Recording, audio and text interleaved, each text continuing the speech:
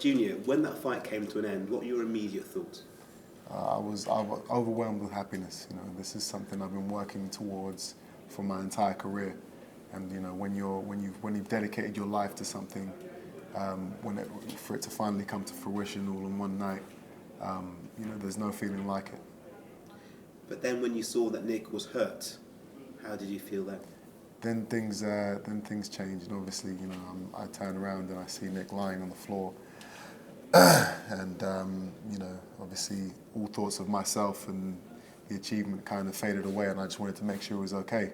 So I went over there, and you know, he's lying there. He's had the oxygen mask over his mouth, and he's unconscious, and you know, you realise like, wow, this is you know, this is the sport. This is the sport I'm in. You know, this is why I train the way I do, because these things really can happen. Now, 2 rounds earlier, your dad was in the ring, and he told you to change the way you were fighting.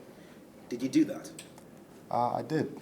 You know, it was getting to the point where it was becoming brutal. You know, it's a fight. It's supposed to be brutal, but there's levels, and I believe it was too much of a one-sided fight. So I guess you know, if you watch the last round of the fight, I stopped throwing punches. It got to the point where I thought, you know, let me just ease up on the guy and let the referee get a good look at him, so he can see the damage and the effects my onslaught has had on this guy. And it worked. You know, I kind of backed off a little bit, and the referee looked at him, took them over to one side, and the doctor, seeing his eyes, seeing his face the way it was, they stopped the fight. Why did you feel as if you had to give that advice at that time? Well, the advice is a rule of thumb with me. It wasn't an exception. I'm always telling Junior to lay off of the head punches. And usually I wouldn't if it was a close fight, but Junior he didn't lose a round in my view. So it made sense for me to do what I always do, even when he's in sparring, which is to say, you know, you don't need to go to the head anymore.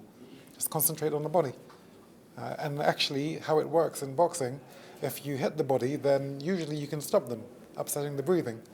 So yeah, no more headshots was the correct thing to say for the safety of Nick, and really if you're going to stop somebody, then you're going to do it to the body. So it was the correct advice. So bearing in mind your own career and the event of 1991 with Michael Watson, was this for you a case of you seeing or foreseeing history repeat itself? Yes, I mean it's part of my green now, you know, and so therefore, as I say, it's a rule. I always say you don't need to go to the head so much, and it's impressive when a man can body punch, and I'm happy I did what was the norm for me, as again, you know, it wasn't an exception. All my sparring is documented on my Snapchat account, and people come up to me and they ask me, you know, why did your father tell you to ease up on that guy the other day? Why did he tell you to stop throwing such heavy punches?